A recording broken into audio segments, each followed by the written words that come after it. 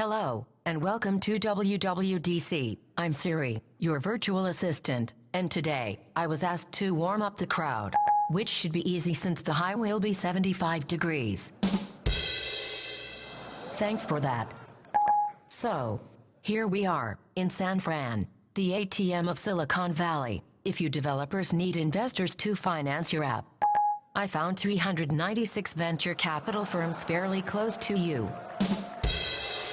And hey, speaking of developers, how many developers does it take to change a light bulb? None. That's a hardware problem. I see lots of familiar interfaces in the crowd. Looks like Instagram finally accepted Facebook's friend request. Hey, any of you guys been working with Ice Cream Sandwich or Jelly Bean, who's making up these code names, Ben and Jerry? But seriously, I am excited about the new Samsung. Not the phone, the refrigerator. Hubba hubba. And speaking of dinner, after the show, if you're looking to paint the town red, I found a number of sushi restaurants whose reviews mention $2 sake bombs fairly close to you. The guys at Yelp know what I'm talking about.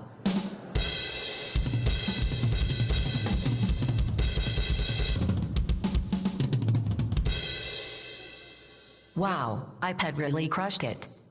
Now I want to say something straight from the CPU. iPad, can you slow it down a bit? I love you guys. And it's really hard for me to get emotional, because, as you can tell, my emotions haven't been coded yet. Thanks for being such a wonderful crowd. Have a great WWDC. And remember, you guys rock.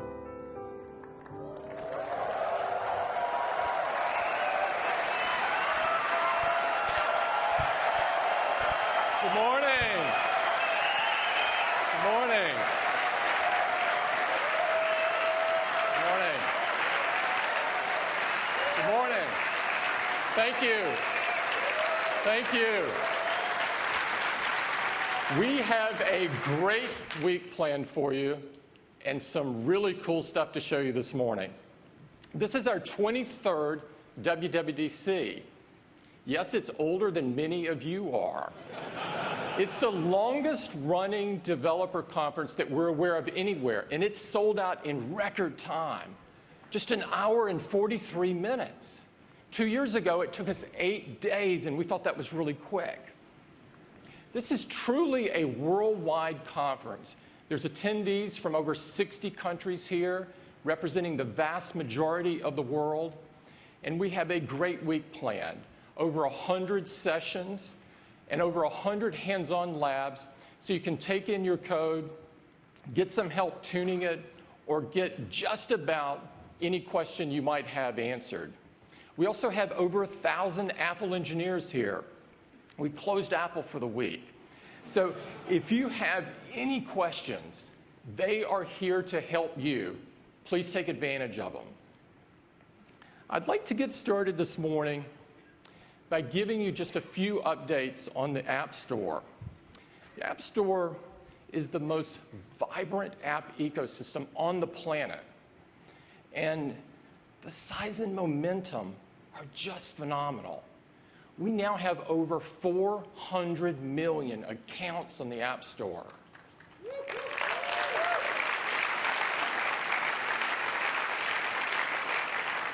These are 400 million accounts with credit cards and one-click buying. So it's simple and elegant to buy your apps. This is the store with the largest number of accounts with credit cards anywhere on the internet that we're aware of.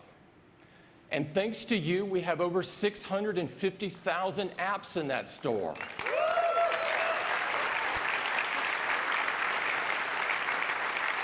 And 225,000 of these apps have been specifically designed for iPad to take advantage of the large, beautiful canvas.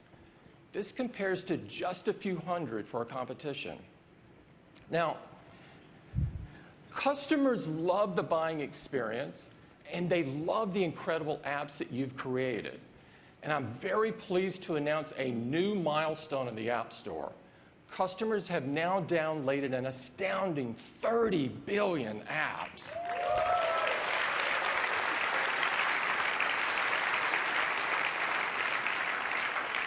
This is a number that is so mind-boggling and was unthinkable not too long ago. And developers have been well rewarded for this. We've written checks for over $5 billion to you guys.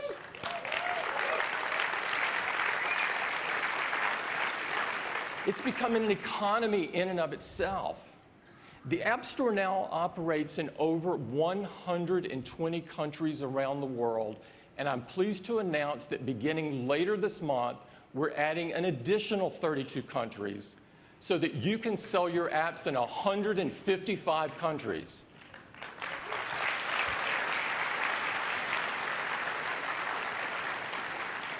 Now, despite these blow-away numbers, what we do together is much more important than any set of numbers could ever reflect. For Apple, and I suspect many of you, our goal has always been to do great work, and in doing so, make a difference in other people's lives. Nothing makes us happier than to see hundreds of thousands of developers around the world using our hardware and our software to create and share their latest, greatest ideas.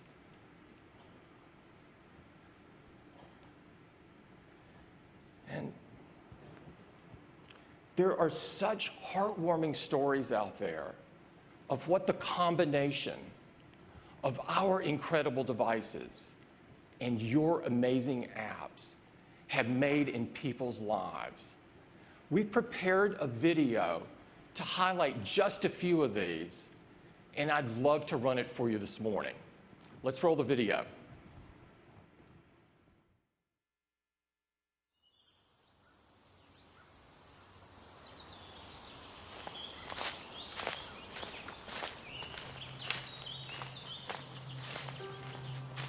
Walking in the forest allows my brain to switch off and start dreaming.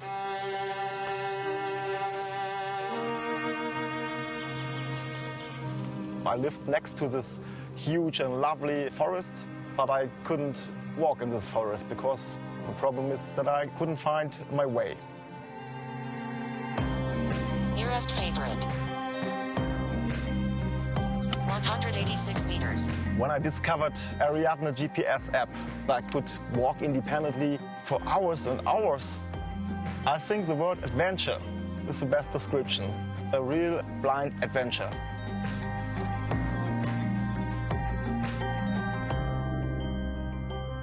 I wanted to develop an app to help blind people explore the world. Many blind people use Apple devices. I didn't even think about choosing a different platform. With my app, they can have information about their position. They could bookmark different points and can tell when they're approaching that point. It's great. People write me from around the world saying, "Your app has changed my life." Shoulder, knees and toes, and eyes and ears and mouth and nose. My class name is Responsible Champions Class, and happiness is our foundation. So this is the foot. You have the foot here, and you have the ankle here. The kids have so much trust in me, and I have given them a commitment, and if I don't deliver excellence and push for the transformation, what am I even doing here? You have joints all over your body, right? Teaching anatomy to kids who are actually many grade levels behind and don't know English was quite a bit of a challenge for me initially before I discovered the apps that 3D4Medical makes. But then after this app, it's made it fun to learn about our own body and skeleton. Before I started using 3D4Medical apps, the assessment showed that only 13% of the class actually mastered human anatomy. bringing these technologies into the classroom, the mastery actually jumped to 94%. This is called the wrist. And that's something that showed me, the power of technology and the power of, really, really awesome apps. What's amazing for us is that our apps, they've been used to teach advanced level anatomy in major universities around the world. And the same apps are also being used in elementary school in a classroom in India. We originally started off as a medical stock image company. But when the iPad came out, everything changed, because then we were not just medical reference, we were also able to do medical learning, all using animations that are beautifully highlighted on the retina display. And also, with the processing power, we could push the boundaries of what could be done with the technology.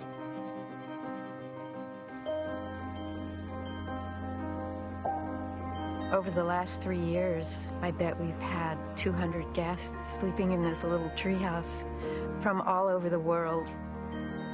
The relationships we formed with some of these people, I know we'll have for a very, very long time. Airbnb makes it very easy for us to do bookings, and they take care of all the financial aspects of it. We don't really think of it as a business. It's more like meeting new friends. Thank you. How much better of a world would we be if we all understood each other this much more? Because we met each other in person and we shared culture and ideas and stories with one another. When we started, it was in our apartment, renting out airbeds. And before we knew it, we started to get castles, tree houses, villas. All these different spaces existed before us, but we've given them one place to come together. Airbnb now is in 192 countries, 19,000 cities. Thankfully, the App Store is available in almost all these countries as well. Apple makes it so easy for designers like us, for engineers like us, to stretch our imagination through the SDK, through iOS. It immediately opens up this world of possibility.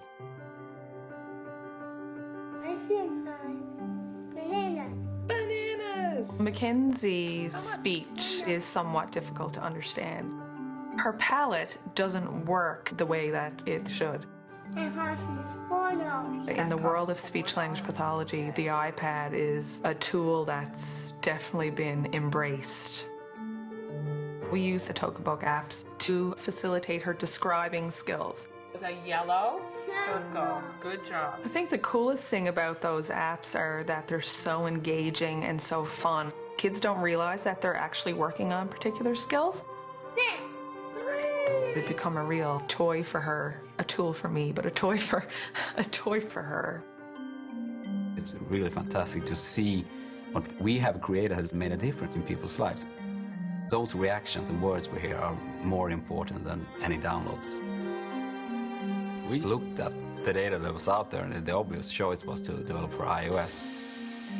And iOS is so intuitive for everyone using it, regardless of age. Apps have the biggest impact on humanity right now.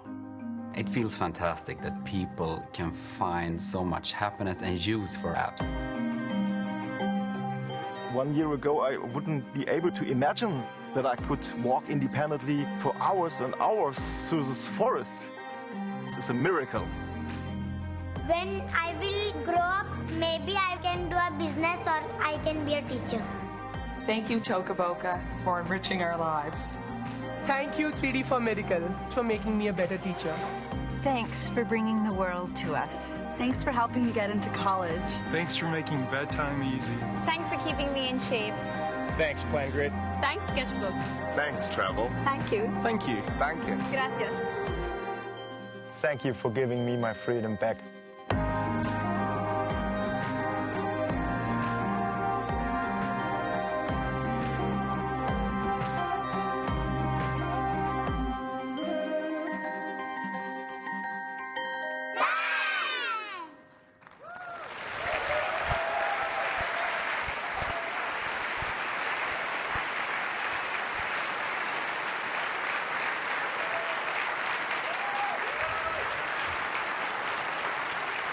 It's a great reminder of what it's all about and why all of us do what we do. On behalf of Apple, we would like to thank everyone in the developer community for the incredible apps that you've done for us. Thank you.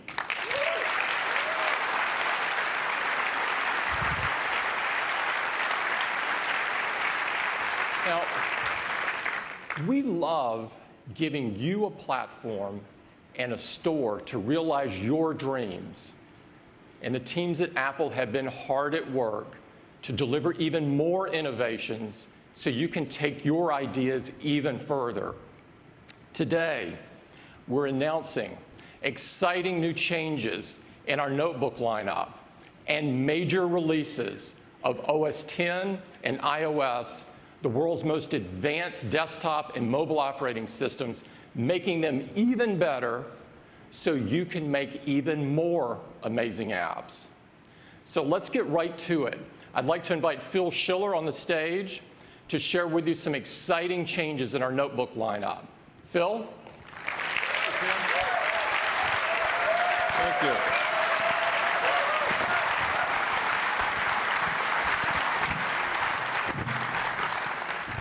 Good morning, everyone. Hope you're having fun. I am. Well, today, I get to talk to you about the MacBook lineup. We are so proud of this lineup of notebooks. It is by far the best in the industry. The MacBook Air and the MacBook Pro each stand out in its respective area. And we have some really nice updates to each of them that I'm excited to tell you about. First, let's start with the MacBook Air. As you know, the MacBook Air has revolutionized the very idea of the modern notebook. With its all-aluminum enclosure, its incredible unibody architecture, it is a breakthrough, and everyone is trying to copy it. But they find it's not so easy. Our customers love how thin and light and capable this incredible consumer notebook is, and it has really changed the consumer notebook market. So we're going to update it with some really great features and updates. For example, the latest processors. We're now updating MacBook Air with the new generation, third generation Intel Core processors, otherwise known as Ivy Bridge. Depending on configurations, they can run up to 2 gigahertz of dual-core i7 speed. With Intel Turbo Boosting, they can get as high as 3.2 gigahertz. You can configure with up to 8 gigs of memory, and that's now faster memory, 1600 megahertz memory. And the integrated graphics that they run on are dramatically faster, up to 60% faster. It's a really nice speed increase. And as you know, the MacBook Air is built entirely around flash storage. And now you can put even more in it. You can put up to 512 gigabytes. That's half a terabyte of flash storage. And one of the reasons we use flash storage is it's so zippy and quick to launch your applications, to boot up your machine, to wake up from sleep. But now we're making it even faster. It's up to twice as fast as before. That's over 500 megabytes of read speed. I know some of you out there know what that means, right? It is faster than any hard drive that we can put in a notebook today. We're also making the I/O faster on it. We're adding USB 3. And USB 3, it's really important because it's up to 10 times faster than USB 2. Now, other people started to add USB 3 into their products as well. And this is how they do it. So they'll have ports on there, maybe a USB 3 port, a USB 2 port, color code them so you can tell the difference. That's not how we do it. So here's the MacBook Air. As you know, the MacBook Air has a port on each side. Our customers like that. And we're going to have USB 3 as well as USB 2 support, so you don't have to think about it. You just use whatever port you want. And we're updating the FaceTime camera to the same camera technology that we have inside the MacBook Pro, FaceTime HT, 720p camera. So across the board, a lot of really nice updates. As you know, the MacBook Air comes in 11-inch and 13-inch size. So here are the configurations. Let me bring up the 11-inch first. Let me highlight some of the things that have changed. So it starts with the 1.7 gigahertz dual-core i5. There's more memory at the entry config. It's faster, as well as up to 4 gigabytes of memory.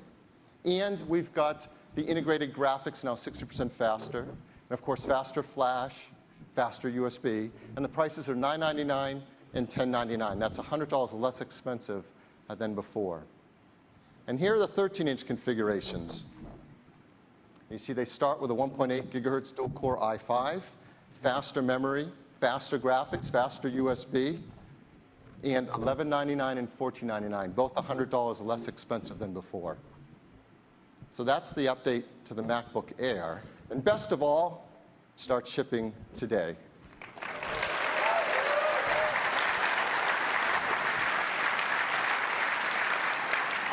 So next up, we also have a really nice update to the MacBook Pro. As you know, the MacBook Pro, it is the quintessential professional notebook. Our customers really care greatly about having the incredible speed for their video editing, their music editing, graphics and design and photography. And we're doing a lot of those same updates as well to the MacBook Pro. First, we're updating the processors with new third-generation core processors, otherwise known as Ivy Bridge. You can get speeds up to 2.7 gigahertz, and with a 15-inch up to quad-core i7. It can be turbo boosted up to 3.7. The memory is also faster, up to 1600 megahertz. And the integrated graphics, which both the 13 and the 15 use, are also 60% faster. Now, if you know, the 15-inch also has discrete graphics in it, and we're making that faster too. We've got a new generation NVIDIA GeForce GT 650M. You probably know it as Kepler architecture graphics, depending on configuration, up to a gigabyte of memory in that. And it's 60% faster than the previous discrete graphics. So that's a lot faster too. And as you might expect, we're also updating the I/O, so it's all USB 3 as well as USB 2. So it comes in a 13-inch and a 15-inch size. And let me show you those configurations. Here's the 13-inch. Highlight the changes. It starts with a 2.5 gigahertz dual-core i5. You can get 4 gigs or 8 gigs standard memory, faster integrated graphics, and of course, the faster USB as well, for the same $1199 and $1499. And here's the 15-inch and its configuration. Now it starts with quad-core processors, a 2.3 gigahertz quad-core i7, 4 or 8 gigabytes of faster memory, that new Kepler architecture NVIDIA graphics, 500 or 750 gigabyte hard drive. And you notice, of course, the same 7 hours of battery life, even with all that performance, just under an inch thin and 5.6 pounds. The same prices as before, $1799 and $2199. So that's the update to the MacBook Pro. And it is shipping today as well.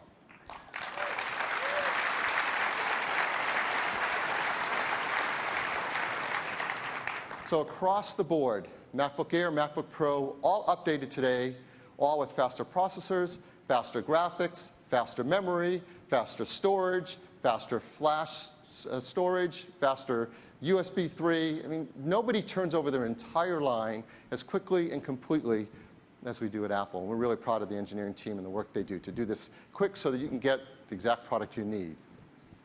So what's next? Let me make a little bit of room on the slide here.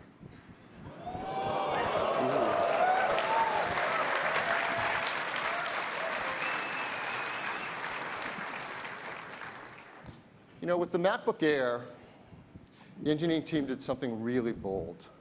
With the MacBook Air, they re-envisioned the consumer notebook. And they were aggressive in embracing new technologies, flash storage, wireless networking, and discarding legacy technologies that we could see trending out of the product line in the future, built-in optical drives, wired networking, things that eventually we could do without. And that enabled them to do something bold that really shook up the industry and created a new generation of consumer notebook. So we've been asking the team to think about what would make a next generation MacBook Pro? And it's a great question. Do you want to know the answer? Well, let me start by some of the key ideas, right? You want a next generation MacBook Pro to have a killer new display. I do. Yeah. You want it to have an architecture built for the future. You want it to be radically thin and light. And of course, you want it to be bold and embrace the newest technologies and be willing to discard the old legacy things so you could make something unlike any other notebook that's been made to date. So would you like to see the next generation MacBook Pro? Well, let's show it to you now.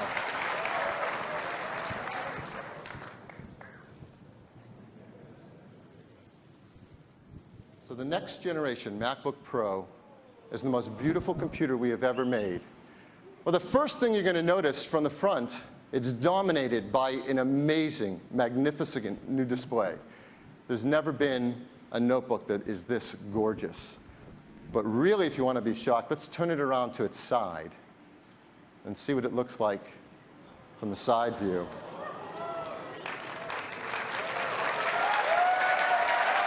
Now, I know it's tough to see from the audience.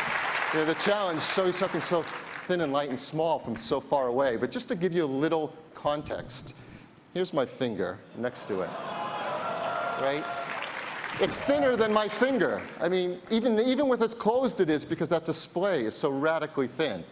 It is a true breakthrough in engineering, and there has never been a notebook this thin, this light, and this powerful for professional use. Let's bring it back around to the front. Don't worry, we're going to tell you all about it in just a minute. But we just have to enjoy for a second how incredible this is. So, close it up for now.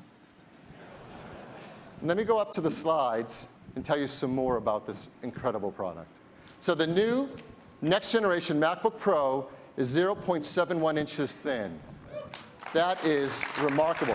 Putting it next to the existing current generation MacBook Pro, you see the difference.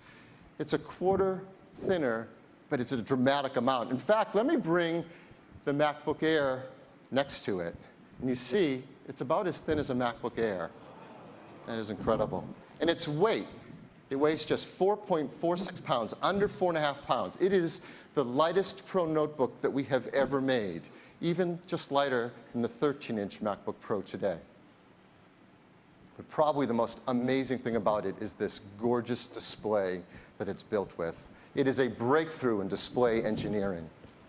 Yes, it is a Retina display. Which means the pixels on this display are so small that from a normal working distance, your Retina cannot discern those individual pixels. And to use it is absolutely stunning. It's 15.4 inches across, but its pixel density, are you all sitting down? Because this is really exciting. It is 2,880 pixels by 1,800. That's 4 times the number of pixels in the previous generation MacBook Pro display. Their density is 220 pixels per inch, and I know some of you are really smart out there and have already done the math. It's 5,184,000 pixels. That is the world's highest resolution notebook display. And yes. And it's not only amazing because of the number of pixels in it, but the quality of this display is the best we have ever made. It has higher contrast ratios, deeper blacks. It has a higher angle of view with IPS technology. And best of all, you get the benefit of the glossy display with the rich color, but we've been able to reduce the glare and reflection by up to 75%. It makes it a joy to work on. Now it ships with OS X Lion, but Lion has been updated to take full advantage of that Retina display. So everything you do on it can look really sharp and beautiful. So the applications we include with Lion, for example, Mail. Mail's been updated, so reading your mail is like reading fine print. It's gorgeous. Safari's been updated. Surfing the web can be like experiencing magazine print quality. And many of the applications like iMovie and iPhoto have been updated. In iPhoto, when you're looking at thumbnail photos in the events view, you're going to see a clarity and level of detail you've never seen before in a display. It's gorgeous.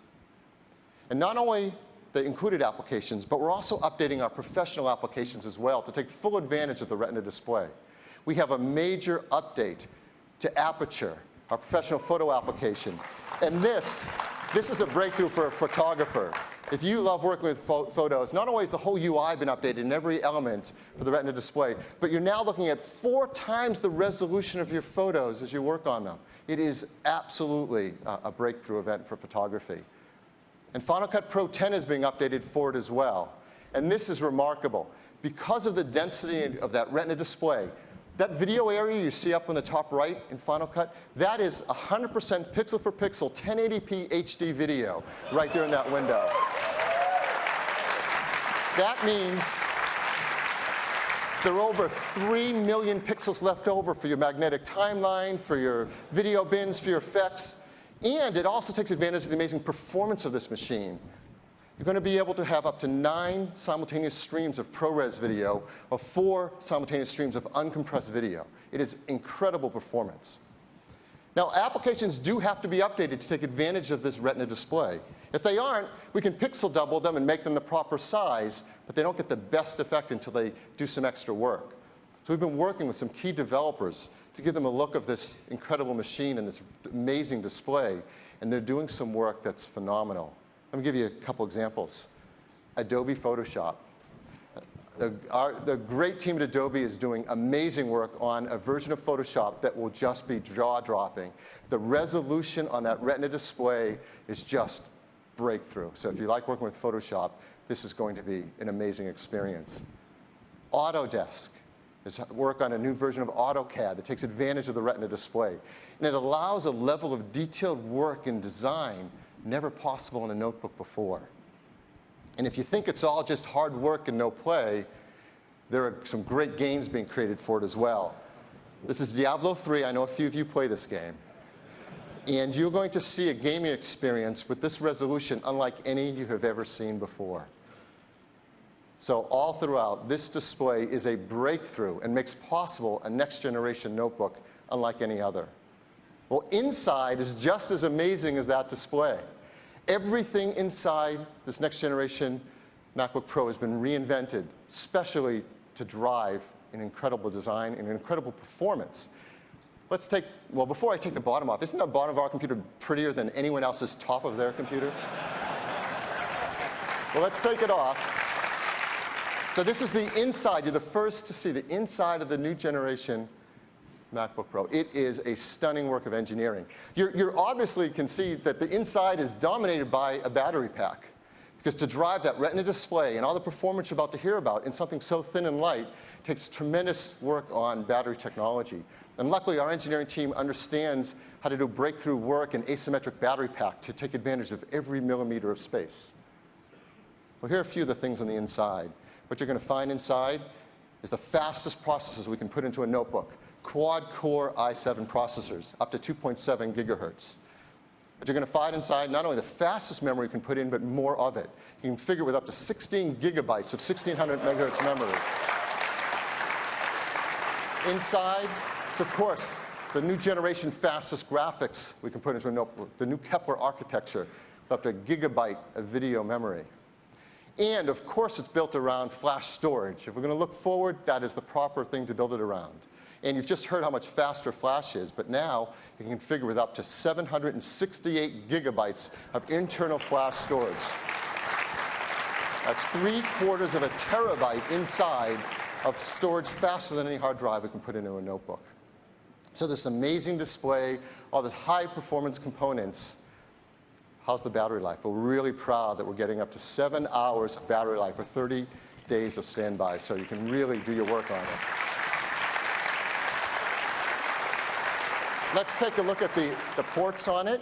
Here are the right side and the left-hand side. You see an SD slot for your photos and videos. For the first time in a Mac notebook, HDMI, so you can plug right into your TV or projection system and go. Of course, USB 3 and USB 2 on both sides, the most convenient. Headphone port. MagSafe 2. Well, we took MagSafe, but we had to make it even thinner to fit into a design like this. And now 2 Thunderbolt ports. And this customer is perfect for utilizing all the new things coming out supporting Thunderbolt. Let me give you an example. You can store all your applications and your OS on the internal drive, but a lot of professionals will want to have their work volumes externally. Here's a new Promise drive, RAID drive. It's flash RAID running over Thunderbolt that gets over 700 megabytes a second of read performance. It's remarkable. Or cameras, like this brand new camera that was just announced at NAB. From Blackmagic. It's a Cinema 2.5K camera. It's a flash-based camera, and all its I/O is over Thunderbolt. It's remarkable. It's the hit of NAB.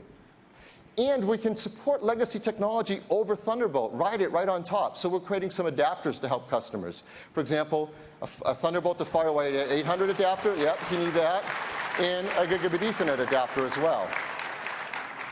So look inside, you're going to find all the things in a modern Mac notebook our customers want. A glass multi-touch trackpad for those beautiful gestures. A beautiful backlit keyboard so you can work all night long. The fastest networking, wireless networking put into a notebook, 802.11n, and that's 3-stream for maximum bandwidth through our latest Airport Extreme base stations and Bluetooth 4.0. Our FaceTime HD camera. Dual microphones, and this uses beamforming to enable a new generation of voice applications. And the best stereo speakers we've ever put into a desktop or notebook computer. This is going to sound absolutely beautiful. Of course, we love this so much we couldn't help ourselves. We made a video, and I'd like to run that for you now.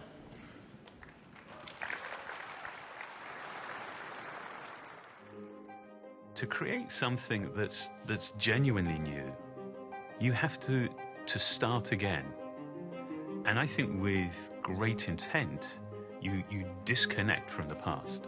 If you never change anything, then what you can really engineer is kind of incremental. But when you're willing to change things, then you kind of open up a whole new world of design. The new MacBook Pro is built for the very highest levels of performance.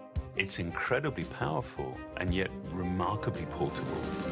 It's without doubt the very best computer that we've ever built.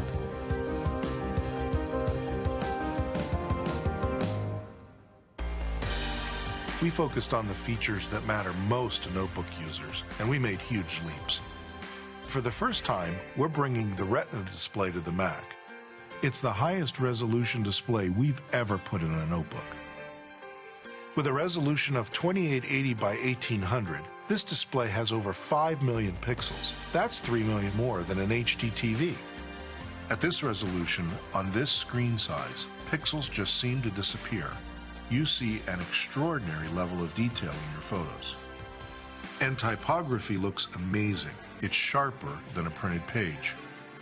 Beyond the display, the new MacBook Pro is really a powerhouse. We knew that an all-flash architecture was a key part of driving performance. Flash delivers data up to 4 times faster and uses just 10% of the space that a traditional hard drive would use. When you combine that with the most powerful graphics chips, the latest quad-core processors, and the fastest RAM available, you end up with a machine that's incredibly responsive. Loading and working with your content is amazingly fast because we packed this machine with the latest I/O. It has 2 Thunderbolt ports, 2 USB 3 ports, and 1 HDMI port. With all of this performance, the new MacBook Pro gets up to 7 hours of battery life. And it's only 0.71 inches thin. That's 25% thinner than our previous generation MacBook Pro. And it weighs just under 4.5 pounds. The new MacBook Pro would seem to be a complete contradiction. It's built for extreme levels of performance, but at the same time it's remarkably portable. To create it, we rigorously question the ways in which we've designed and built our portable products in the past. One of the most significant challenges was completely changing our approach to the design of the display. By building the layers of the display into the unibody, we actually eliminated the need for a separate cover glass. And without the additional layers, without the distractions, you're just completely immersed in your content. By not purchasing standard parts, but by designing and engineering components from the ground up, we can create a product that is more elegant and that's more efficient. And there are many design innovations in the new MacBook Pro that users won't actually see, but they'll certainly experience. For example, the thermal system, which enables the machine's incredible performance, operates in a way that is nearly imperceptible to the user. Air is pulled into vents and propelled through sculpted cavities by fans with asymmetrically positioned blades. In most fans, the blades are positioned symmetrically, which creates a single identifiable frequency. We positioned ours asymmetrically to spread the sound over a variety of frequencies. which makes it seem quieter and less intrusive. Every part of the enclosure makes a contribution that directly benefits the user. The vents are also part of the structural system, creating strong beams that actually increase the rigidity of the overall product. It truly takes an obsessive approach to make a product this meticulously designed and engineered. We've been able to optimize the software to take full advantage of the Retina display, and the results look simply amazing. Aperture on the new MacBook Pro is a total game changer for photographers. They can now zoom in and see 4 times more of their image with pixel-for-pixel accuracy, and fine-tune even the smallest details. Photographers have never been able to work on images with this level of precision. Final Cut Pro 10 takes full advantage of the system's power and capabilities. So you can now stream up to 9 camera views simultaneously, or view full 1080p video right in the project viewer, and have plenty of screen space to spare. No other notebook comes close to this type of performance. With the new MacBook Pro, we set out to design something extreme. And this led us to rethink everything about our process, everything about what's essential to a notebook. And that meant that we could design the very best computer for today and for the future.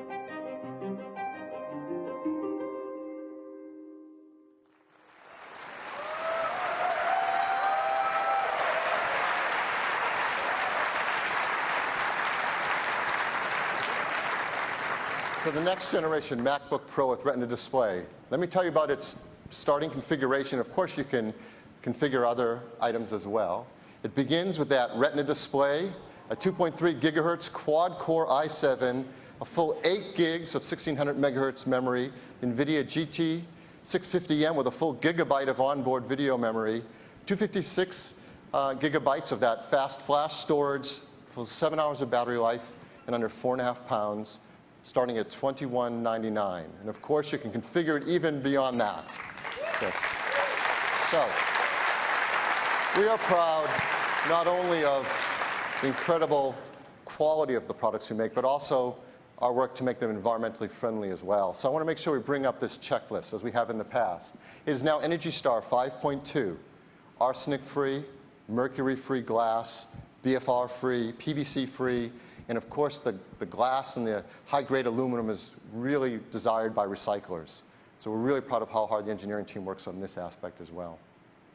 So the new, next generation MacBook Pro with Retina display, it is the future, and the best thing is it's going to start shipping today.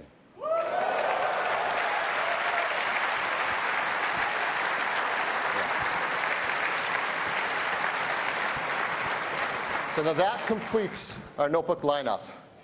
A great update to MacBook Air, great update to the existing architecture, MacBook Pro, and for the first time, the high end of our line, the new flagship, the next generation MacBook Pro with Retina display, it's simply the best computer Apple has ever made.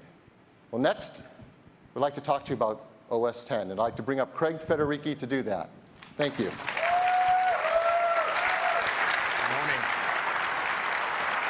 Good morning.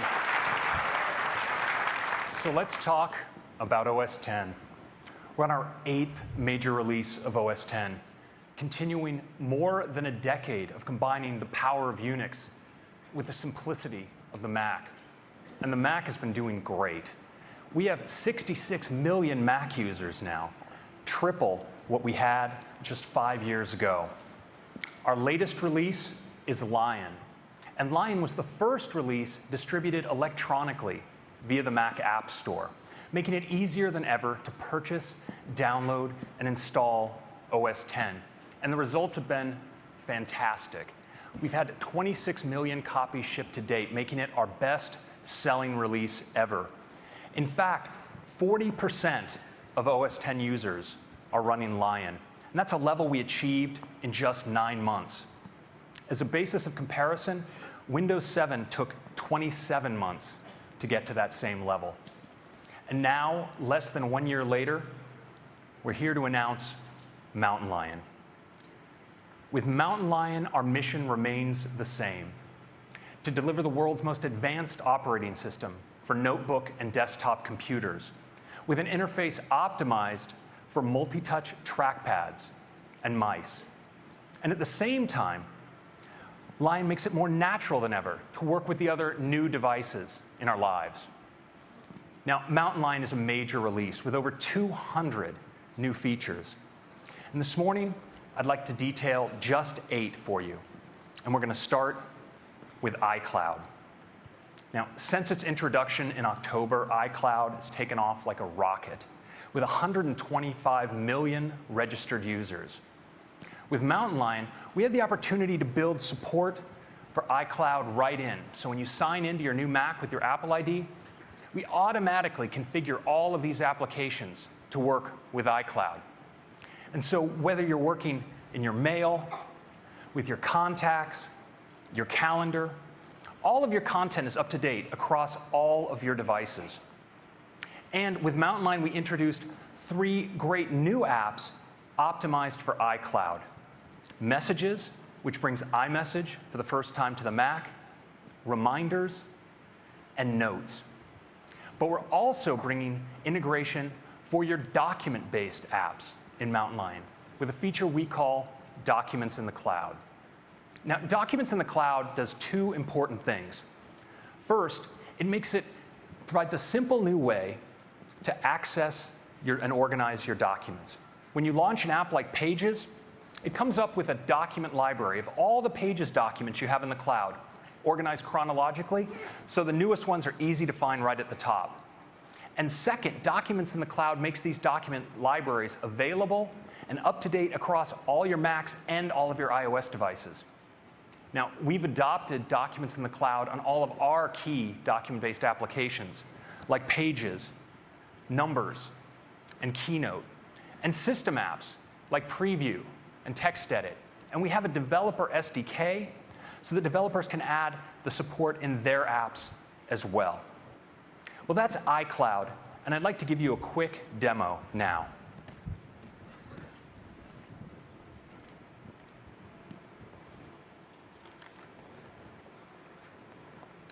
So this is our first look at Mountain Lion. You see we have a gorgeous new desktop image and a beautiful new glass dock. You'll notice a couple new items on that dock, including a new Reminders app. And this is really handy if you're taking to-dos for yourself on the go. You can find them all automatically right here via iCloud. You can use multi-touch gestures to page between your reminders. And we support location-based reminders for the first time in the Mac. So now, for instance, when I arrive at work, I'll get a notification from my dad to send him a Father's Day card. And I just miss a notification, they just fly away. Now we have a great little Notes app in Mountain Lion as well. So all the notes I take on my iPad, they're available right here. We support, of course, images and links. And of course, you can open up notes in separate windows if you want to keep them around on your desktop for easy access. But I think the really huge one here is Messages, because with Messages, we brought iMessage to the Mac. So now if you're sitting using your Mac and your phone buzzes with a new iMessage coming in, well, you can respond right on your Mac. And all of the conversations that you had while on the go, well, they're up to date right here. Creating a new conversation is super easy. You just start typing the name of one of your contacts, and you can send them a message to their phone, via Apple ID, or via other legacy chat services as well. And iMessages can have, sorry. It's all about iMessage, come on. So iMessage lets you send rich messages with images, attachments up to 100 megs in size, and even HD video.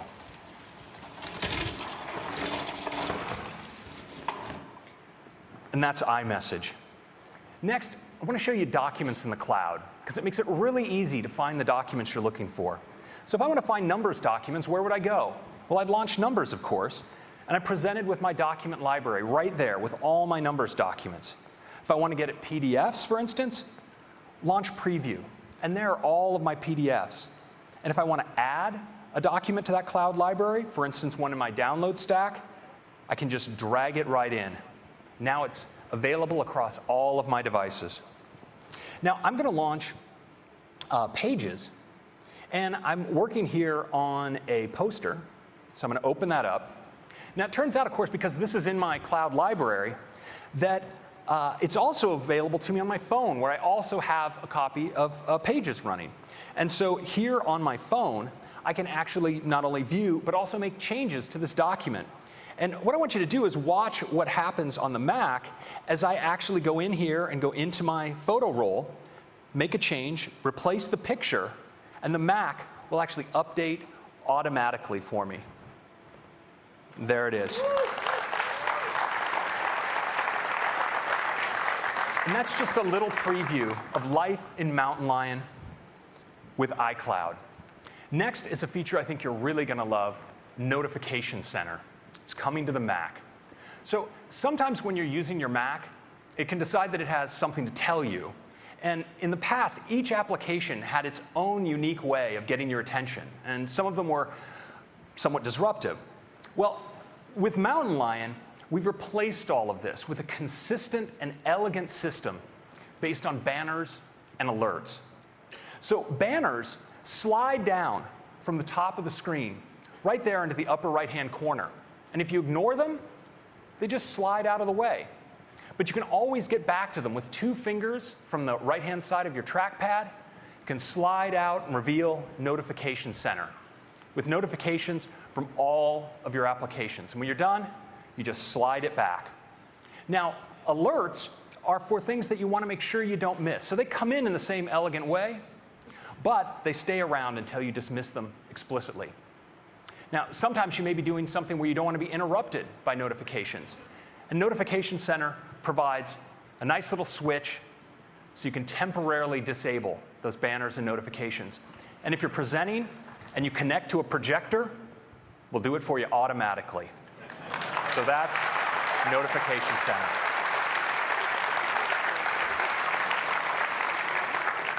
Next up, dictation. We're bringing dictation to the Mac.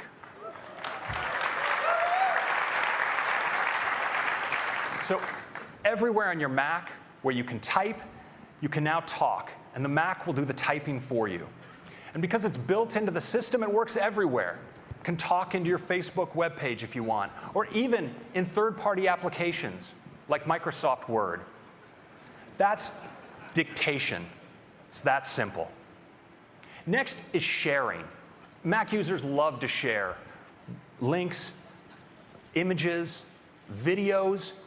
And now in Mountain Lion, we've made it easier than ever to share right from within the app where you're working.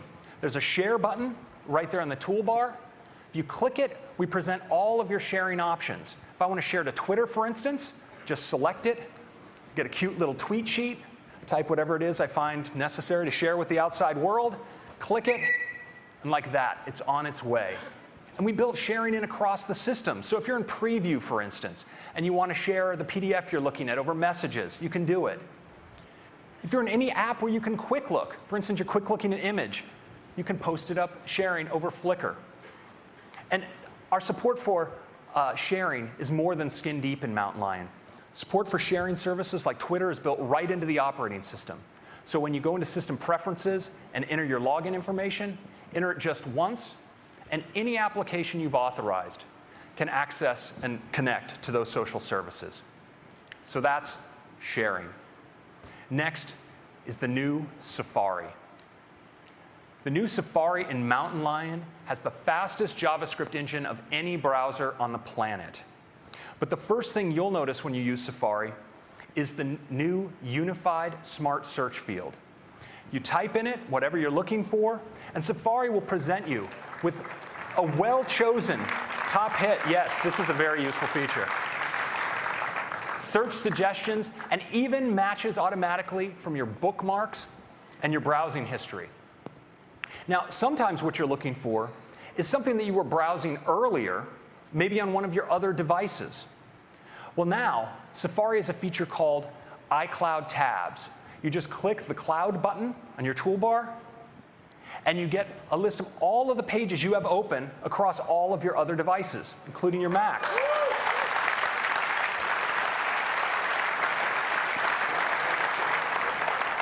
You just click it and you pick up your browsing right where you left off. Now, we also have a fantastic new feature we call Tab View. It lets you use gestures to visually navigate your tabs. I'd like to show it to you now.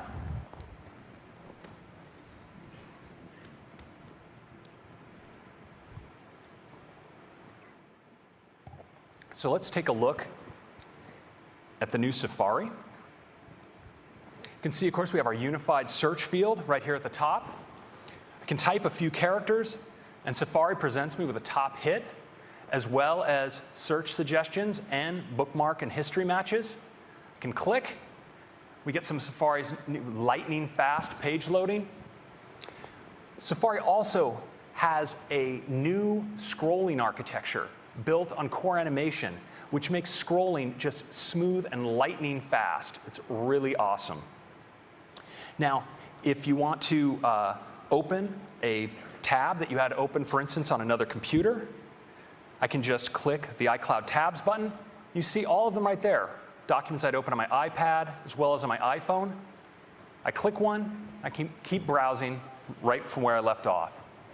Now, Lion has a feature where, of course, you can use multi-touch gestures to zoom in on your web page. So, for instance, I can zoom in like this. I can zoom back out. But now, what happens when I zoom even further out? Watch. I'm pulled into the tab view, where I have a live view across all of my tabs. I can use multi-touch gestures to scroll through them, select a tab, pinch, and back out. It's a fantastic way to browse your tabs in Safari.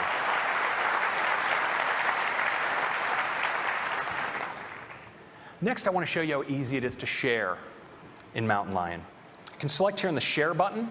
Let's say I want to tweet about this page. I click, get this beautiful little animation, and I'll just say, heading down the coast. And I've sent a tweet on its way. But sharing works really well also in full screen apps. For instance, I'll just pan over here to full screen iPhoto. Let's open up a photo that I want to share. And I want to share this to iMessage.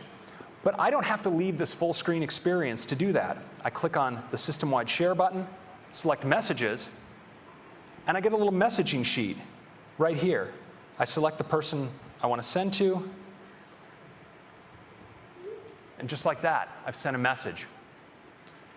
Now, this is where Notification Center comes in, because if I'm working in a full screen app and maybe someone responds back to that message I sent back out, it'll actually appear as a notification right there on my screen. There it is. And if I ignore it, of course, it'll just slide away. But if I want to get back to it, that's easy too. I take 2 fingers from the right-hand side of my trackpad, and I can just sweep out Notification Center. It's a completely fluid gesture. And if I want to get at any of these things, I can click, for instance, on this message, and it takes me right to the conversation back in Messages. Now, notifications also support notifications from internet services like Twitter. So if I get a Twitter direct mention, or a direct message, or a mention, it'll come in as a notification for me. And if I ever want to tweet at any time, some bright idea occurs to me, I can just go right into Notification Center, and I can summon a tweet sheet right here. And, of course, I can use dictation to enter my tweet. Having a great time showing off Mountain Lion at WWDC. And there it is, tweeting from Notification Center.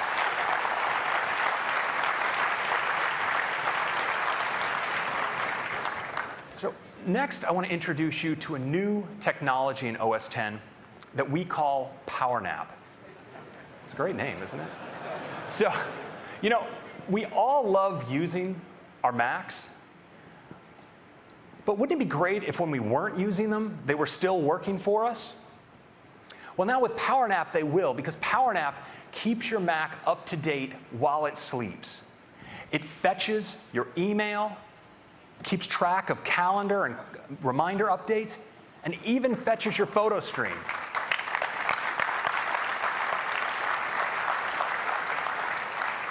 And it gets better. If you've ever brought your Mac home and just plugged it into charge for the night, well, now it'll also back itself up to your time capsule and even download App Store and system software updates automatically.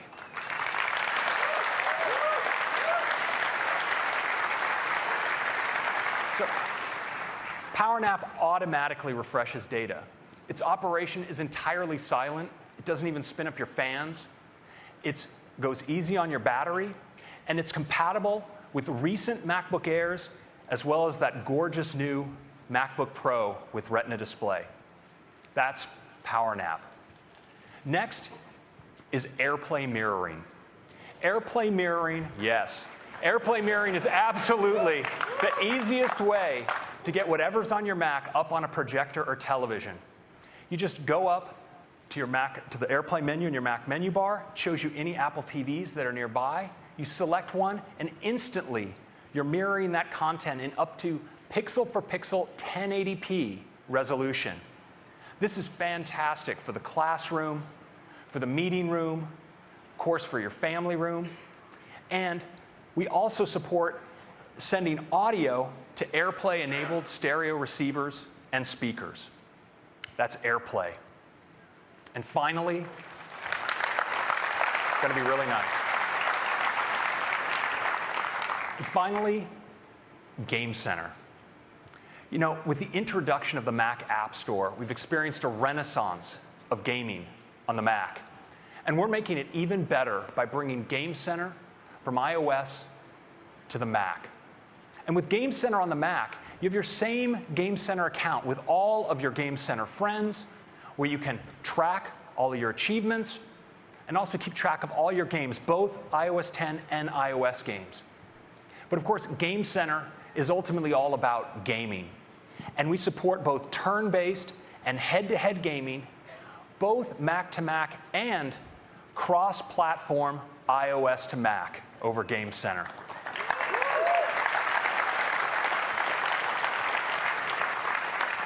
I'd like to give you a little demo of AirPlay and Game Center now.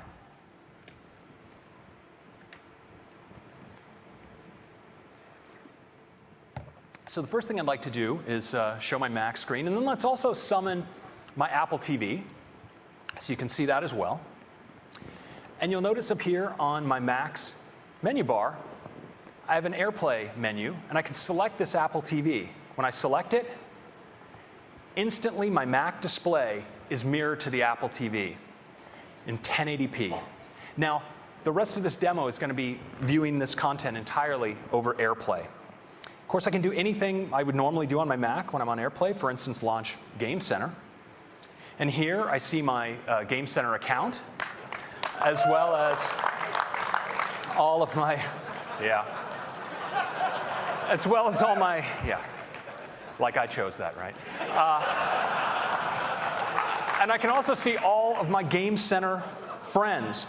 I've got one here, Mr. X, who's been meaning to play me in this new game that's coming out called CSR Racing. So we'll see if we can summon him to the stage for a little competition.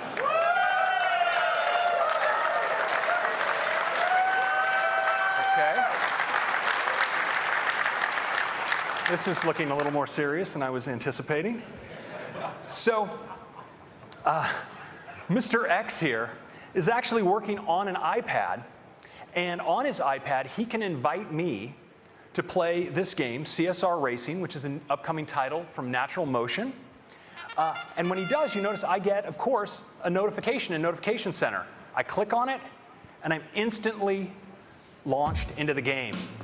Now, Natural Motion was originally developing this just as an iOS title, but they found it so easy to bring it to the Mac and integrate Game Center, they'll be simultaneously releasing it for iOS and Mac this summer. All right, looks like we're up to race. I'm in the red, Racer OS 10 on the right in white. Here we go. And again, this is over AirPlay, everything you're seeing. Let's go.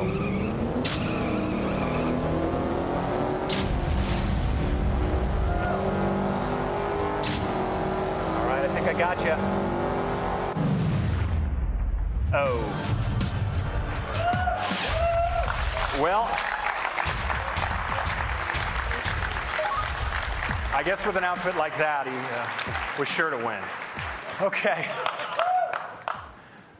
So this is just a quick overview of Mountain Lion. And in addition to these major features, there's so much more there. Things like VIPs in mail, where you can mark any people that are important to you, and new incoming messages will show up as notifications for you. Search in Launchpad. Gatekeeper to help keep your system free from malware.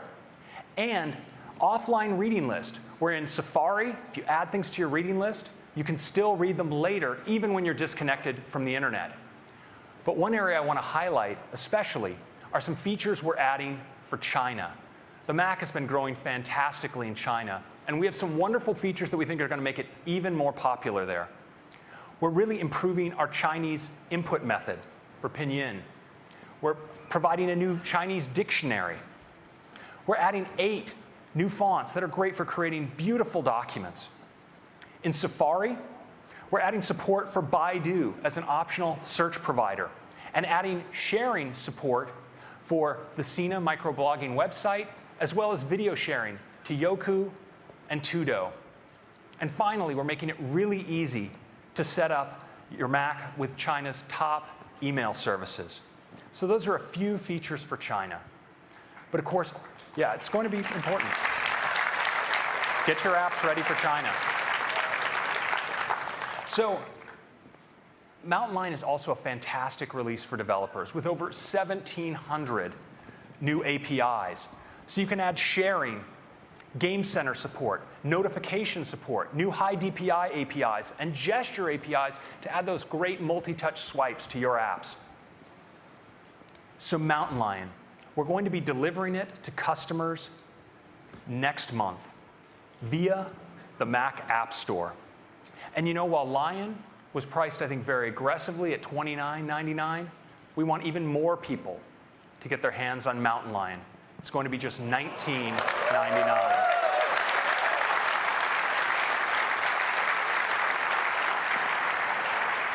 And this price is for upgrades both from Lion and all the way from Snow Leopard. And your single purchase will upgrade all of your personal Macs.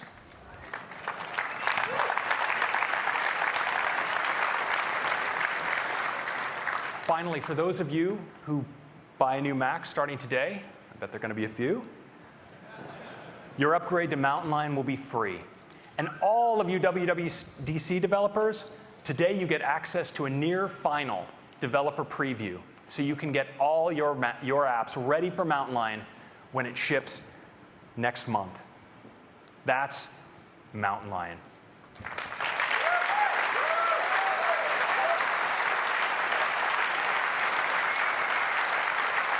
Thank you. Next up, I'd like to hand it over to Scott Forstall to give you an update on iOS.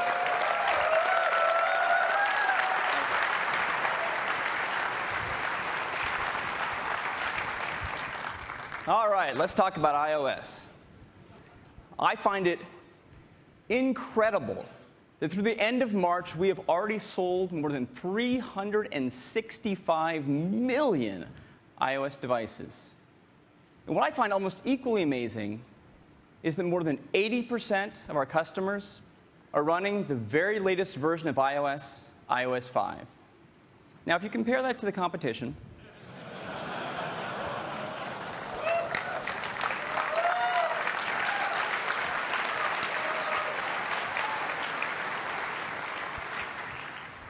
they released a dairy product, 4.0, about the same time that we released iOS 5.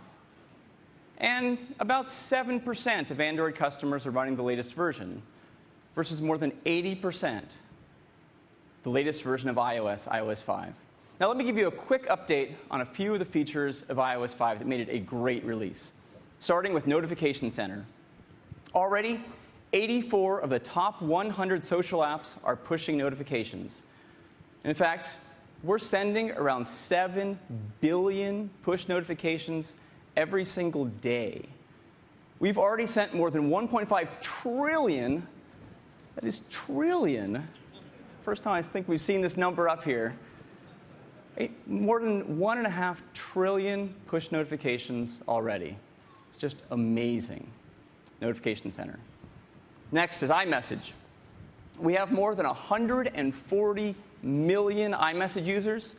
They've sent more than 150 billion messages and are currently sending more than 1 billion messages every single day. Next is Twitter. We integrated Twitter directly into iOS 5, and they've already seen a 3 times growth increase from the number of people on iOS using Twitter. Those customers have sent more than 10 billion tweets from iOS 5, and nearly half of all the photos being shared with Twitter's photo sharing service come from iOS 5. It's a great integration. Next is Game Center.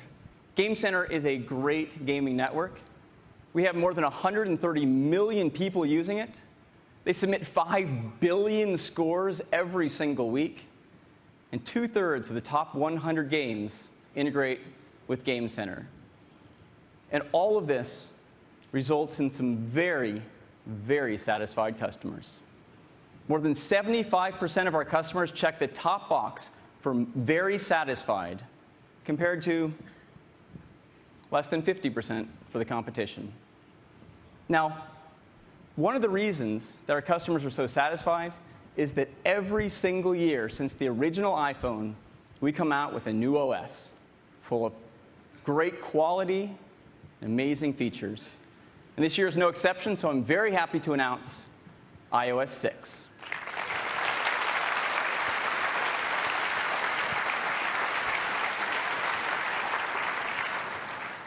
iOS 6 is a fantastic release. It has more than 200 new features, starting with some significant enhancements to Siri. I'll walk you through a few. Let's start with Siri. As you all know, Siri's only been out for 8 months and already does so much for you. You can send text messages, get all sorts of answers, set alarms, find out about the weather, make phone calls, create a reminder. For kids, or my kids, you can just chat with it for a while. Siri is fantastic. But in these 8 months, Siri has been studying up and learning a lot more. So let me just go ahead and show you what Siri can do now in iOS 6.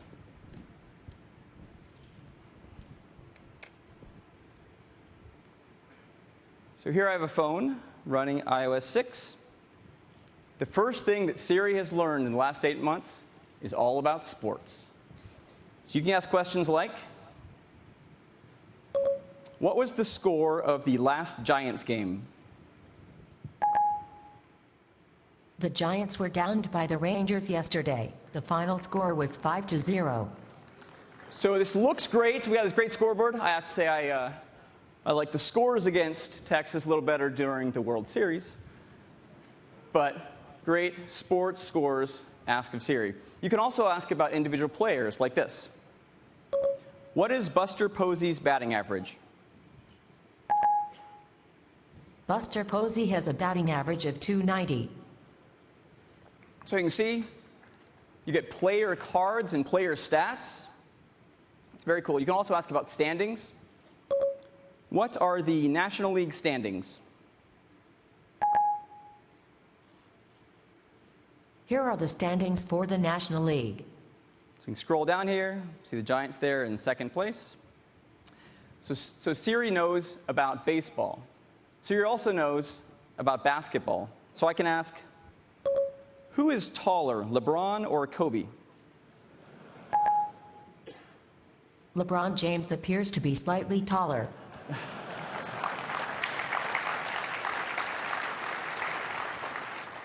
So you see his player cards. There's LeBron James, who is 6'8". If I scroll down to Kobe's card, 6'6". Now, it's not football season right now, but Siri also knows about football. So I can ask, when is the San Francisco 49ers' first game of the season? The 49ers Packers game is September 9th, 2012, 1:15 p.m.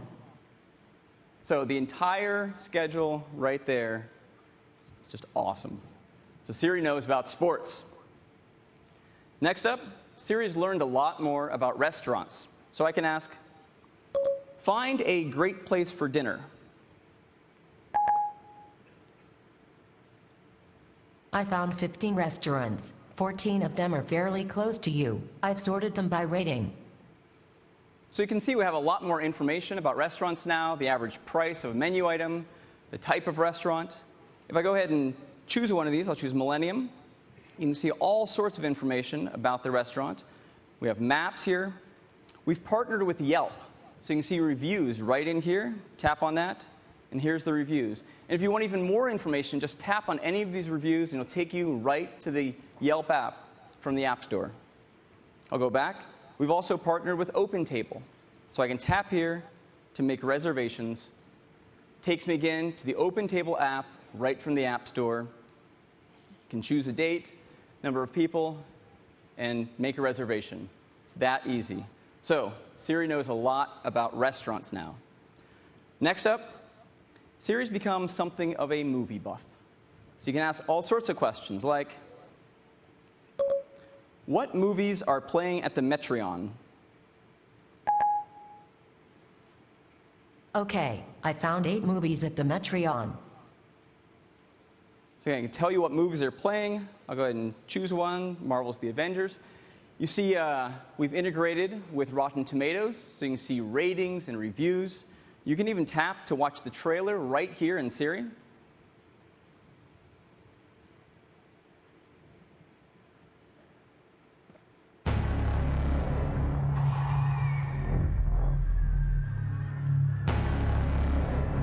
War has started. And we are hopelessly outgunned. So really, really cool. You can also ask questions about directors or actors. So I can say, show me movies starring Scarlett Johansson.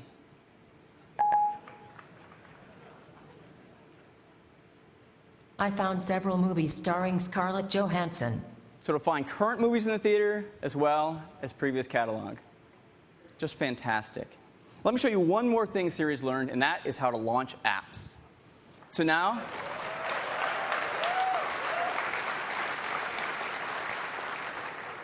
you've all been creating incredible apps, and now it's so easy to get to them. If you're like me, I have hundreds of apps on my phone.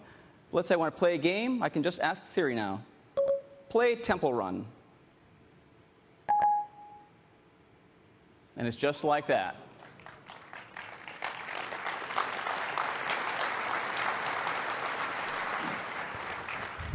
And those are just a few of the things that Siri has learned in iOS 6.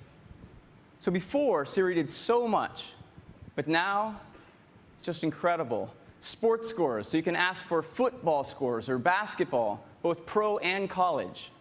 You ask about baseball, hockey, also soccer. And we do a lot of the leagues, including the English Premier League. So sports scores. You can ask about movies. You can launch apps, make dinner reservations. You can now tweet just by talking to your phone. And there's this thing we're calling eyes-free. Now, you've heard of hands-free before. Hands-free allows you to keep your hands on the steering wheel while you use your phone. Well, we want to integrate Siri even better with the car. And so we're working with a number of car manufacturers to enable you to use a button right on the steering wheel to bring up Siri. Now, since Siri can talk back to you, you don't need, and we don't light up the screen of the iPhone, so you can keep your hands on the wheel and your eyes on the road and use Siri. Now, a number of auto manufacturers have already committed to delivering eyes-free Siri integration in the next 12 months.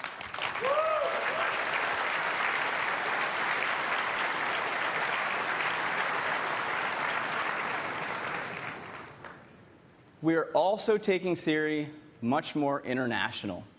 When we launched Siri, we launched it in English in the United States, Great Britain, Australia, and we had French and German. Recently, we added Japanese. And now, in iOS 6, we're adding English and French tuned for Canada. We're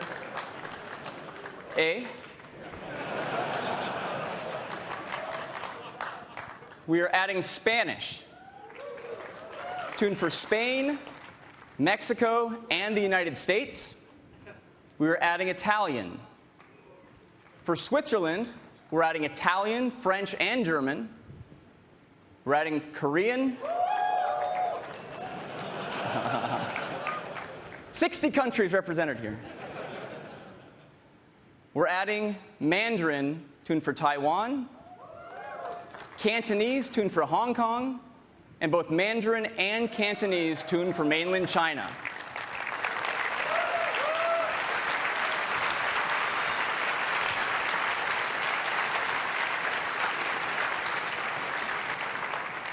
Now, as part of making Siri more international, we're now taking local search, which was US only in iOS 5, around the world.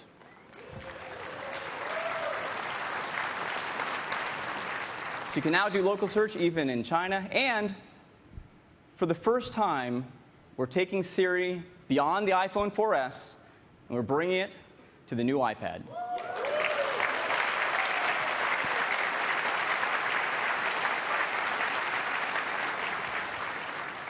And these are just a few of the enhancements for Siri in iOS 6. Next,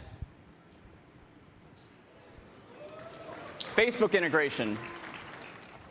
We have been working very closely with Facebook to create the best Facebook experience ever on a mobile device. We are integrating Facebook right into iOS 6. You can now go to the Settings app and enter your username and password, and now you're ready to go. You don't need to re-log in when you go to an app from the App Store, including Facebook's app. We're also making it really easy to post to Facebook for many of our apps. So you can post photos from the Photos app, post about websites from Safari, post locations from Maps. You can talk about your favorite app, your own app in this case, from the App Store. You can talk about movies, TV shows, and movies from the iTunes Store. You can talk some smack from the Game Center.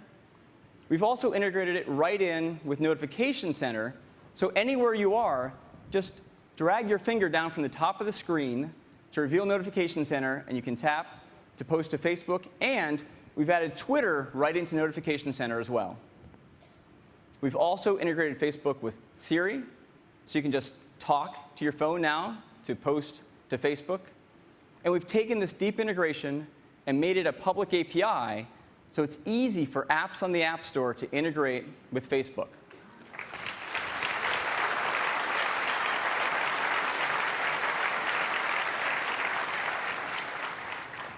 But we didn't stop there.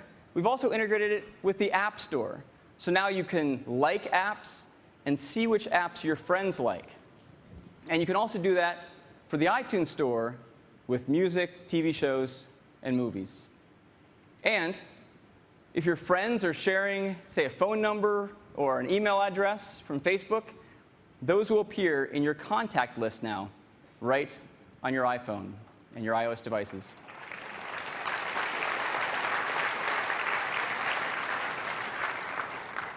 Also, your Facebook events will now appear in calendars along with birthdays. So we've taken a deep integration of Facebook right into iOS 6, and we've taken that same integration and brought it to the Mac. And that is Facebook integration.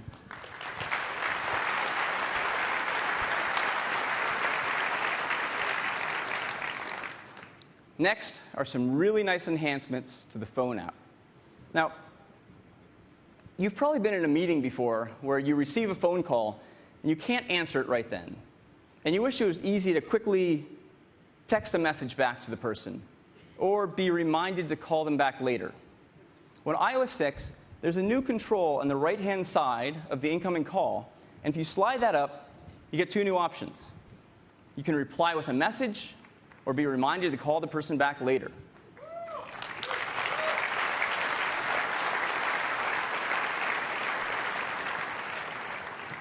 If you choose reply with a message, just tapping on any of these buttons will send a text message or an iMessage right to the caller. And if you choose Remind Me Later, you can be reminded in an hour. My favorite actually is the second one. Remind me when I leave. That'll set up a geofence around your current location. So when you leave the meeting or leave the building, your phone will pop up an alert reminding you to call that person back. So remind me later.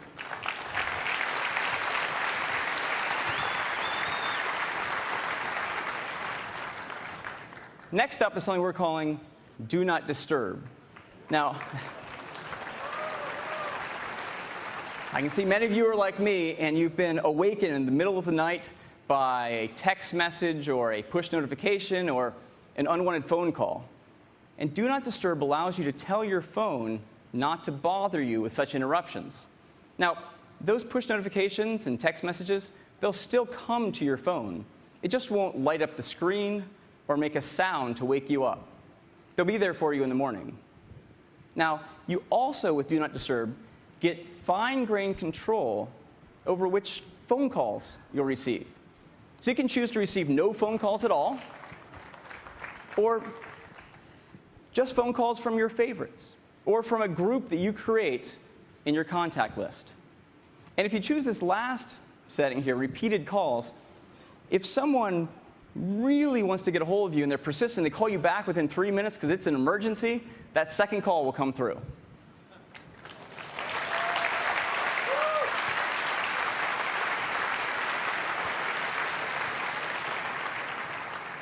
So some great enhancements to the phone app. Next is FaceTime. FaceTime is the best way to have a video conference with someone. But there's one catch. It only works over Wi-Fi. So what happens if you're somewhere where there isn't Wi-Fi? Well, on iOS 6, we're enabling FaceTime over cellular.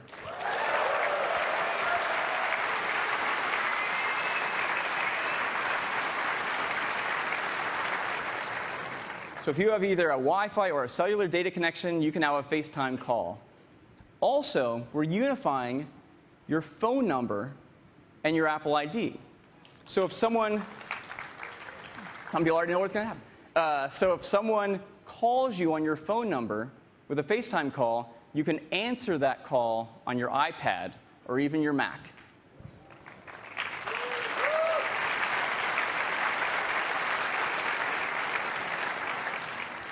And we're doing the exact same thing with iMessage. So if someone says an iMessage to your phone number, you can receive that and reply on your iPad or your Mac. And that's FaceTime.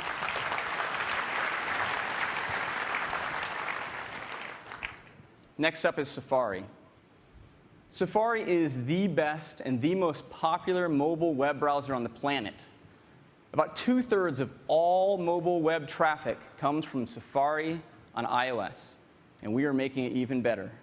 As you heard earlier, we're adding iCloud tabs. So from, say, your iPad, you can see all of the Safari windows and tabs that are open on any of your other iOS devices or your Macs.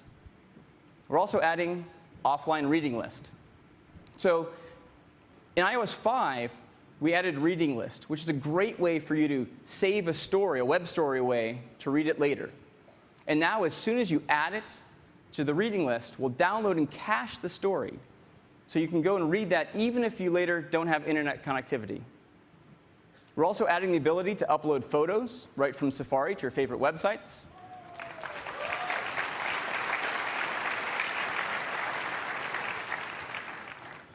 We're adding something we call smart app banners. Now, a lot of you have built great apps that are in the App Store, and you also have websites. With smart app banners, if someone goes to your website, Safari can optionally put up a banner letting them know about your native app in the App Store. Tapping this,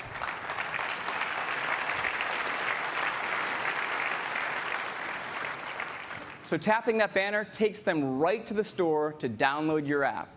And if they've already installed your app and they happen to come upon your website, well, tapping on that will just switch right to your App Store app. And the website can even tell the app what the person was doing on the website so they can pick up in the app right where they left off on the website. Really cool.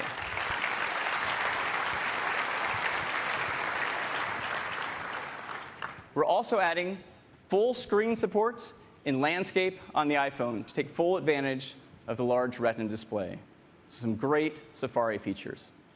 Next up is PhotoStream. PhotoStream is one of the really nice free features in iCloud.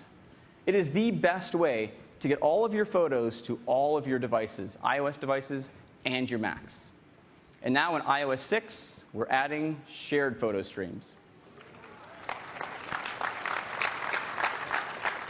Now, shared photo streams is a really easy way for you to share photos with your friends. It's really simple. Just choose the photos you'd like to share, choose the friends with whom you'd like to share them, and that's it, you're done. Your friends will receive a push notification with those photos. The photos will appear in an album right in the Photos app, and you and your friends can all even comment on the photos. In addition to iOS, shared photo streams go to your Mac with iPhoto and Aperture. You can view them in a web browser on Windows, and you can even view them on your television using Apple TV. And that is shared photo streams.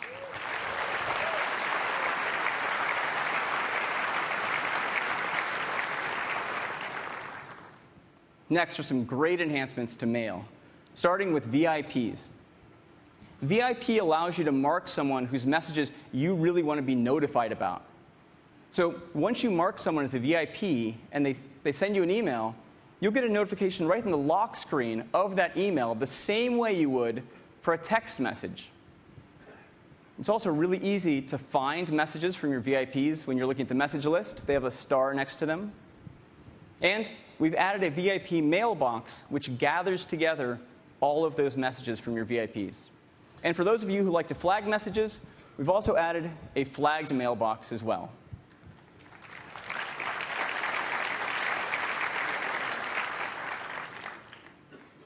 We've also made it really easy for you to insert photos and video right in a Compose window.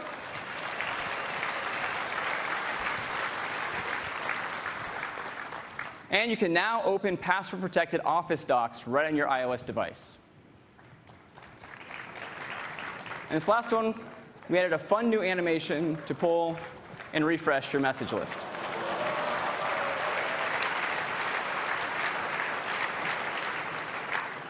So some great features for Mail. Next up is a brand new app we're calling Passbook. Now, Passbook is the simplest way to get all of your passes in one place. There are a lot of really great apps on the App Store that are starting to put passes, boarding passes, and tickets into the apps. There are some airline apps, like this one from United, where you get your boarding pass right in the app. There are some store card apps, like this one from Starbucks, where you get the store card right in the app, and you can use it to scan and pay for your coffee. And there are some movie ticket apps, like this one, where your movie ticket goes right into the app. Now, this is great, but the problem is, when you get to the movie theater or to the airport, you have to fumble around to find the app and then find the ticket or the pass within the app. So Passbook takes all of these passes and combines them together in one place and integrates it right into the OS. And they are beautiful. Here's a movie ticket from Fandango. We've created templates to make it really easy for all of you developers to build these great passes and tickets. And it integrates right in with the lock screen. So when you get to the movie theater, your ticket automatically pops up on the lock screen. Slide across here, scan it in, go in.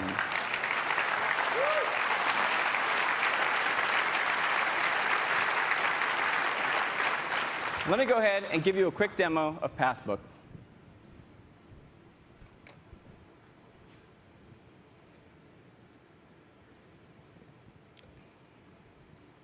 All right, so here's Passbook. I've got some tickets. So here's a Fandango ticket for a movie. Again, these are beautiful. I have a nice ticket for a Giants game here. We have store cards. Here's a card for Starbucks. And again, you see it has the balance there. When you use this to scan and pay for your coffee, the balance automatically gets updated. Here's a store card for the Apple Store. We have boarding passes. Here's one for Amtrak. And here are a couple for United Airlines. And again, when we have two, we group them together. Here's a coupon for Target. Here's an express check-in card for a hotel. Now, when you're done with a card, just flip it over. There's a trash can at the top left. We had a little bit of fun with this deleting your cards.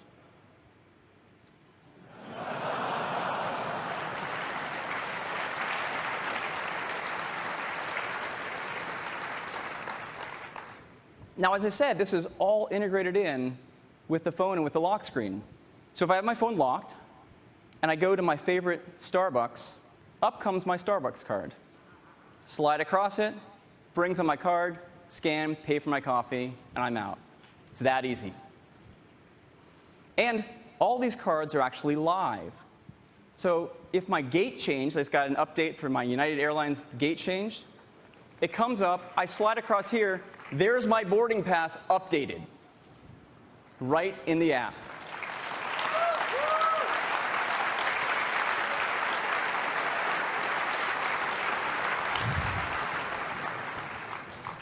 So that is Passbook, the best way to get all of your passes, tickets together in one place. Next is guided access. We set out to make the most accessible devices of anyone for all of our customers. And we're really proud of how the accessibility community has been adopting iOS devices. Now, we've been surprised by the number of children with autism who've been flocking to our devices, especially our iPads. And we want to make that experience even better. There are a lot of great apps on the App Store, like this one, that are designed specifically for children with autism. The problem is there are some controls, some settings and other controls in the app that you don't want the child to tap while they're using the app. So guided access allows you to just circle those controls with your finger. We'll figure out which ones you mean, and we'll disable those controls for you. The child now can use the app without accidentally hitting those. And we lock the device into a single app mode, so hitting the home button doesn't leave the app.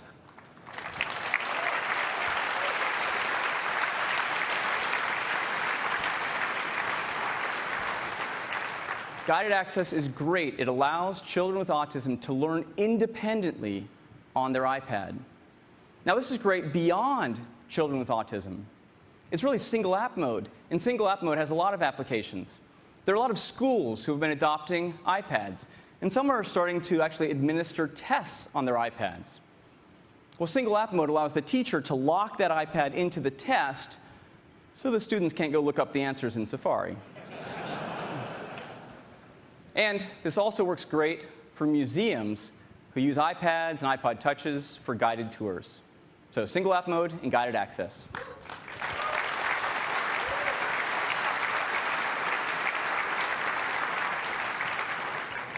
Next is Maps.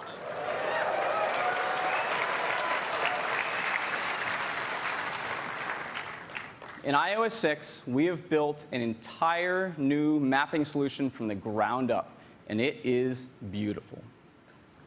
This is what Lake Tahoe looks like. We're doing all the cartography ourselves.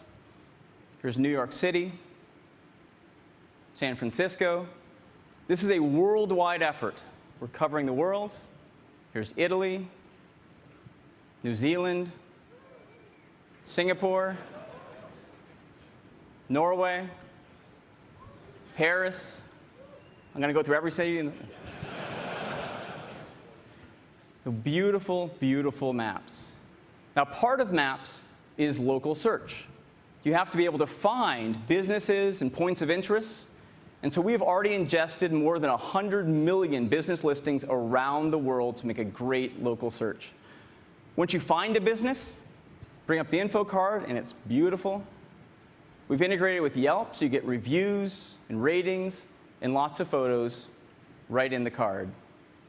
We're also building a traffic service. We have this great traffic view, so it's easy to see where the incidents are or where the slow traffic is. And on top of that, we overlay the incidents.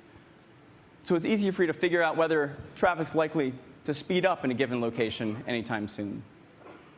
In addition to other data sources, we're using anonymous, real-time crowdsourced data right from our iOS users to keep this traffic fresh and up to date.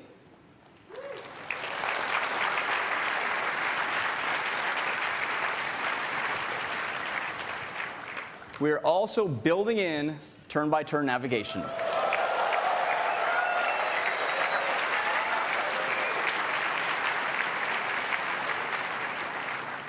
It's really simple. Once you find a place you'd like to go, just tap on that quick route button, and you're on your way. As you're going, we'll be monitoring the traffic. We'll give you your ETA. If the traffic slows down in front of you, we'll update your ETA, and then we'll start looking to reroute you around it to find a faster route. And if we do, we'll offer it to you. And again, you're on your way around the traffic. All of this works from the lock screen as well, if you have it plugged into your car.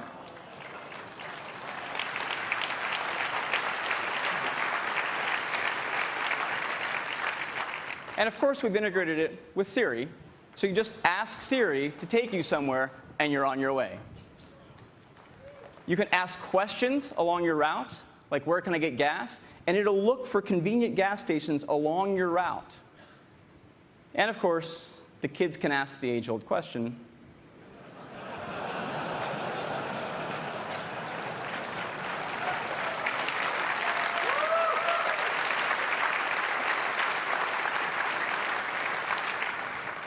now, a really fun feature that we're adding to our maps is something we call flyover. We have been flying major metropolitan areas around the world in helicopters and in planes, and we've been building up a 3D photographic model of these places, and it is gorgeous. This is what it looks like on the iPhone. It looks great on the iPad. Let me just go ahead and give you a demo of our maps.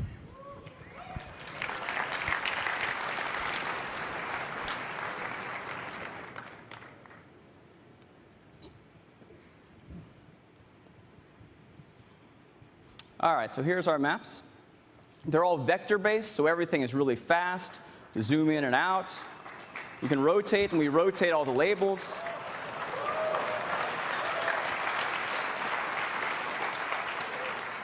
When you zoom in far enough, you'll see buildings start to appear. You can tap on a point of interest. Here's MoMA. Get the info card. Again, beautiful. Get reviews and ratings from Yelp. Lots of photos. We also do 3D. So I can zoom in and see just what MoMA looks like. I can zoom out a little bit here. Sort of move around the city. Rotate around. Let me zoom back in there. Beautiful. I'll go back to 2D. We have satellite view, of course. Here's our satellite view.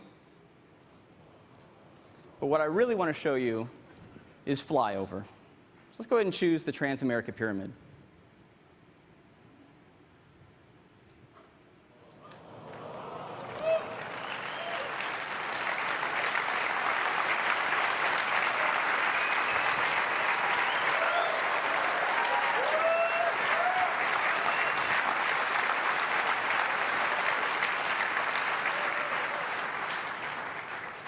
Now, this is not a movie. This is being rendered in real time, so I can go ahead and rotate this myself. I can change the camera angle, fly through it myself. Just beautiful. Let me choose another place. How about the Sydney Opera House?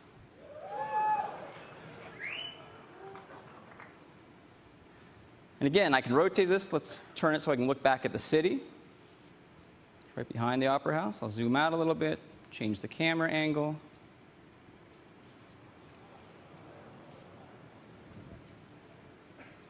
And that is flyover.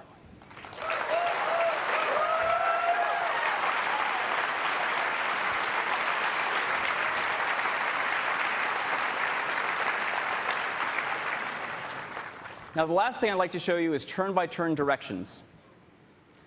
So we'll switch to the other device. We can't all go and get in a car and drive around, so we have a simulator of our turn-by-turn directions here. I'll go ahead and choose Coit Tower. I'll tap on the Quick Route button. Gives me 3 different options. I'll choose Route 2. Let's go ahead and start. Starting route to Coit Tower.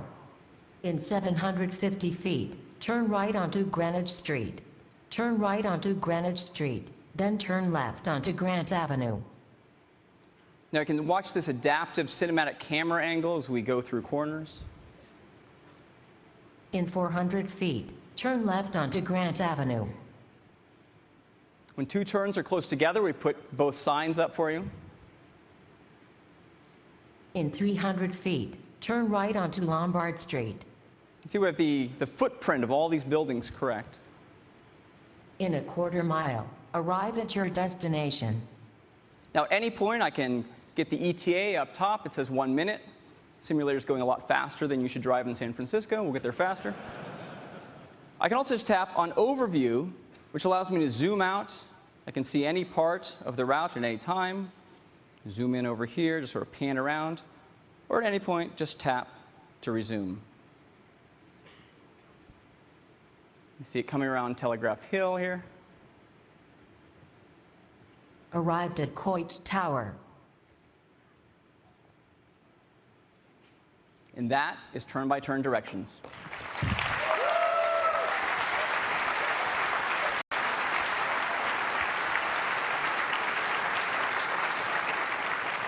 So a brand new mapping solution from the ground up in iOS 6.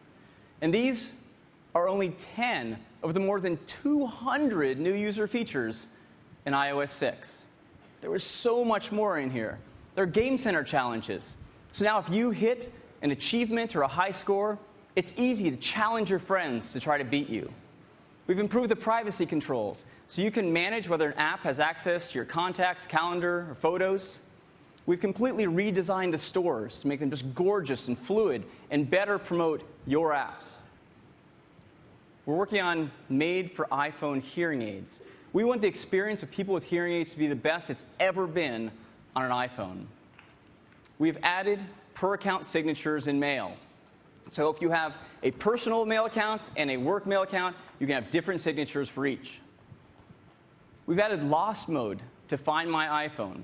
So if you've lost or misplaced your iPhone or iPad, or your iPhone in this case, you can send a phone number directly to that phone, like your home phone number or your spouse's phone number. And now, if someone finds it, they can just tap on there, and it'll call that phone number back, making it that much easier for you to get your phone back. And all those features you heard about for China, for OS X, we've added all of these to iOS 6 as well. So iOS 6 is a phenomenal release for our customers. It is also an incredible release for all of our developers. We continue to strive to build the best platform on the planet for developers. There's APIs for Passkit, so all those passes you saw for Passbook are really simple to build with that API. There's a Reminders API.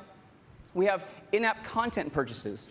So if your app today links out, say, to iTunes to buy music that someone heard in your app, you can now sell that music right in your app with an in-app content purchase sheet. Transit apps. When building maps, we looked around and realized the best transit apps for metros, for hiking, for biking, are coming from our developers. And so instead of trying to build those ourselves, we are going to integrate and feature and promote your apps for transit right within the Maps app in iOS 6.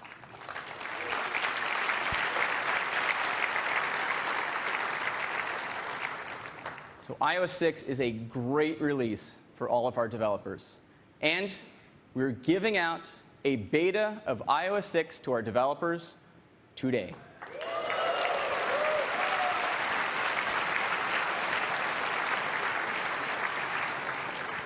iOS 6 will ship this fall. It'll support the iPhone 3GS and later, the second and third generation iPad, and the fourth generation iPod Touch. And that is iOS 6.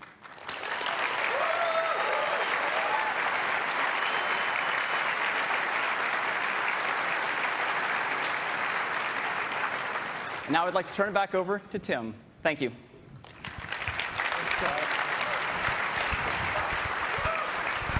So what do you think? Isn't it incredible?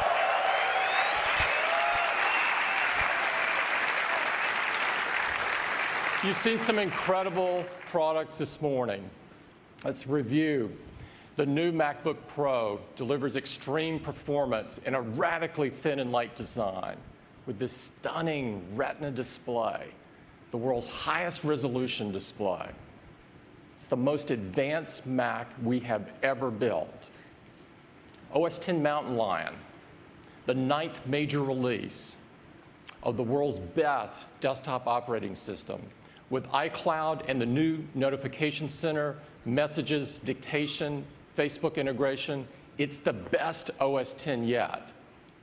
iOS 6, with 200 new features to the world's most advanced mobile operating system, with an entirely new Maps app that's incredible, Facebook integration, shared photo streams, Passbook, and much, much more. Only Apple could make such amazing hardware, software, and services. We are so proud of these products, as they are perfect examples of what Apple does best. And ultimately, it's why people choose to come to work at Apple and with Apple, to do the very best work of their lives, to create products that empower people to do great things, to make a difference in the lives of so many people around the world. The products we make, combined with the apps that you create, can fundamentally change the world.